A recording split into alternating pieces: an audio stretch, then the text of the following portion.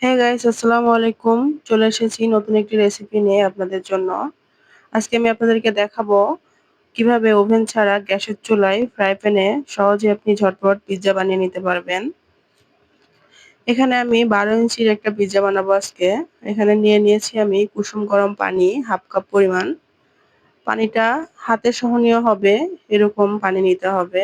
এর মধ্যে আমি দিয়ে দিয়েছি 1 টেবিল চা চামচ চিনি। চিনিটাকে আমি ভালোভাবে গুলিয়ে নিচ্ছি। যতক্ষণ না পর্যন্ত চিনিটা মিশে যায় পানির সাথে ততক্ষণ আমি মিশিয়ে নিব। এরপর এর মধ্যে আমি অ্যাড করে দিব 1.5 চা চামচ পরিমাণ ইস্ট। এখানে আমি 3 কাপ ময়দা নিব, এইজন্য 1.5 চা চামচ ইস্ট নিয়েছি। 2 কাপ ময়দায় আমি 1 চা চামচ ইস্ট ব্যবহার করব, এজন্য আমি 1.5 চা চামচ ইস্ট নিয়েছি এখানে। এই তো আমি ওটা ঢাকনা দিয়ে কিছুক্ষণ ঢেকে রেখেছি 5 মিনিটের জন্য। এরপর আমার ইস্টটা অ্যাক্টিভ হয়ে গেছে। এখানে আমি নিয়ে নিচ্ছি 3 কাপ পরিমাণ আটা বা ময়দা। এর মধ্যে আমি দিয়ে দিচ্ছি 2 টেবিল চা চামচ পরিমাণ সয়াবিন তেল। এখানে সয়াবিন তেলের পরিমাণটা আপনারা চাইলে বাড়িয়েও দিতে পারেন, সমস্যা নাই। আমি এর মধ্যে অ্যাড করে দিচ্ছি 1 চা চামচ পরিমাণ লবণ। লবণ আর তেলটা আমি আগে থেকে ভালোভাবে মিশিয়ে নিচ্ছি।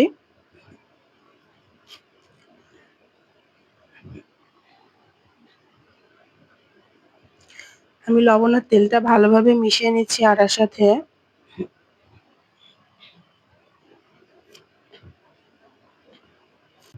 মিশানো হয়ে গেছে, এখন আমি ইস্টটা দিয়ে দিয়েছি আটার মধ্যে। এবার আটাকে আমি একটু ভালোভাবে মেখে নিচ্ছি। এখানে আমি সামান্য গরম পানি দিয়ে আটাটাকে নরম করে মেখে নিচ্ছি।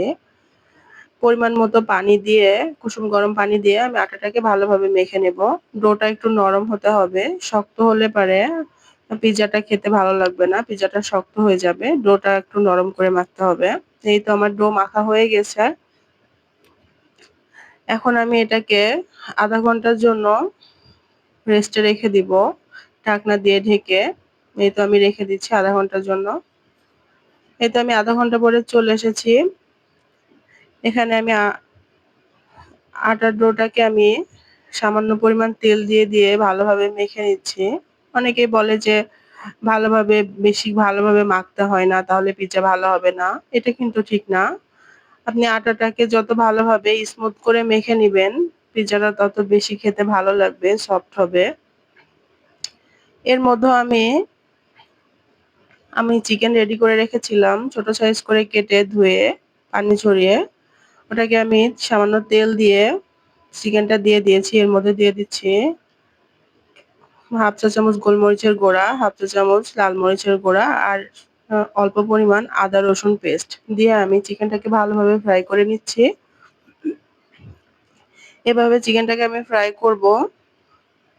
এর মধ্যে আমি কিছু পানিও অ্যাড করে দিব, দিয়ে চিকেনটাকে একটু সিদ্ধ করে নেব। সিদ্ধ করে ভালোভাবে ফ্রাই করে নিব।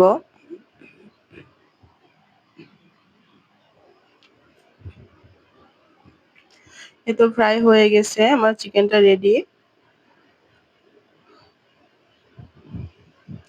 এবার আমি একটা ফ্রাই প্যান নিয়ে নিয়েছি। ফ্রাই প্যানে আমি এখানে টিস্যু পেপারে তেল লাগিয়ে ফ্রাই প্যানটাকে তেল দিয়ে একটু মুছে নিচ্ছি। এখানে আপনারা চাইলে হাত দিয়েও তেলটা লাগাতে পারেন, ব্রাশ দিয়েও লাগাতে পারেন, আপনাদের ইচ্ছা মতো। এখন আমি আটার ডোটাকে ফ্রাই প্যানের উপরে দিয়ে ভালোভাবে হাত দিয়ে চেপে চেপে এটাকে আমি রুটি শেপ করে নিচ্ছি। এখানে আমি একটু মাঝখানে ভালো পাতলা করে রাখবো আর সাইডে সামান্য একটু মোটা রাখবো। ভালোভাবে চেপে চেপে আমি এটাকে একটা রুটি শেপ দিয়ে নিলাম। এরপর এটাকে আমি কাঁটা চামচ দিয়ে একটু ফুটা করে করে দিব। এভাবে এভাবে দিলে পরে পিৎজাটা খেতেও ভালো লাগবে, সসগুলা ভিতরে যাবে আর এতে করে সুন্দর ফুলে উঠবে। এভাবে আমি কাঁটা চামচ দিয়ে ফুটা করে নিচ্ছি। এরপর আমি এখানে দিয়ে দিব পিৎজা সস।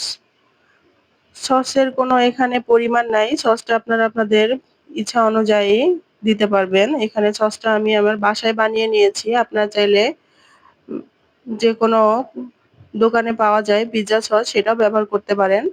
আর এই পিৎজা সসটা আমি বাসায় বানিয়েছি। এটার ভিডিও আমার চ্যানেলে আছে। আপনারা চাইলে দেখে আসতে পারেন। আর ভিডিও লিংকটি আমি আমার ডেসক্রিপশন বক্সে দিয়ে দিব। এখানে আমি আমার ইচ্ছা অনুযায়ী সসটা দিয়ে নিচ্ছি। সাইডেও আমি একটু ভালোভাবে লাগিয়ে দিচ্ছি যেন পিজ্জাটা খেতে বেশি ভালো লাগে। আসলে এখানে সসের পরিমাণটা একটু বেশি দিলে পিজ্জার টেস্টটা একটু বাড়ে। এই তো আমি এর উপরে এখন দিয়ে দিচ্ছি অল্প কিছু পরিমাণ চিজ। অনেকেই টপিং দেওয়ার পরে চিজ দেয়। আমি এখানে সস দেওয়ার পরে সামান্য চিজ অ্যাড করে দিচ্ছি। আমি এখানে টপিং হিসেবে বেশি কিছু ব্যবহার করিনি। আমি এখানে ক্যাপসিকাম, টমেটো আর কিছু চিকেন ব্যবহার করেছি। আমি এখন ক্যাপসিকাম গুলো একটু ডেকোরেশন করে দিচ্ছি সিম্পল ভাবে। এরপর আমি দিয়ে দিচ্ছি চিকেন, আগে থেকে আমার ফ্রাই করে রাখা চিকেন গুলা দিয়ে দিচ্ছি। এখানে টপিং হিসেবে আপনারা আপনাদের পছন্দ মতো উপকরণ ব্যবহার করতে পারেন। এরপর আমি টমেটো দিয়ে দিচ্ছি। আমি এটাকে ভালোভাবে সাজিয়ে নিলাম। এর উপর আমি আবার দিয়ে দিচ্ছি চিজ। আমি এখানে মজেরেলা চিজ ব্যবহার করেছি। আপনারা চাইলে পনিরও ব্যবহার করতে পারেন, ঢাকায়া পনিরও ব্যবহার করতে পারেন। আমি এখানে মজেরেলা চিজ ব্যবহার করেছি। আমি এবার উপরে দিয়ে দিলাম চিজ।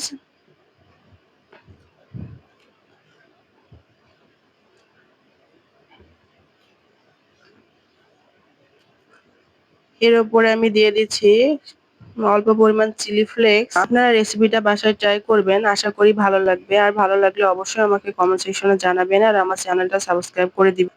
আপনারা চাইলে চিলি ফ্লেক্সটা দিতে পারেন, স্কিপও করতে পারেন। আর এখানে আমি দিচ্ছি অরিগ্যানো। এখানে আপনারা অরিগ্যানোটা স্কিপ করবেন না। পিৎজায় অরিগ্যানোটা অনেক সুন্দর একটা স্মেল নিয়ে আসে। অরিগ্যানোটা দিলে পিৎজার টেস্ট অনেক বেশি বেড়ে যায়। এবার আমি চুলায় দিয়ে দিয়েছি আমার প্যানটা। চুলায় দিয়েছি, এবার আমি প্যানের ঢাকনার ছিদ্রটা বন্ধ করে দিব টিস্যু পেপার দিয়ে। আর এই সময় আমার চুলার জালটা একেবারেই লো করে রাখবো আমি। এটাকে আমি 15 মিনিট অথবা 20 মিনিটের জন্য কুক করার জন্য চুলায় রাখবো। এই সময় আমার চুলার আঁচটা একেবারেই লো থাকবে। এভাবে আমি 15 থেকে 20 মিনিট পর আবার চলে আসছি।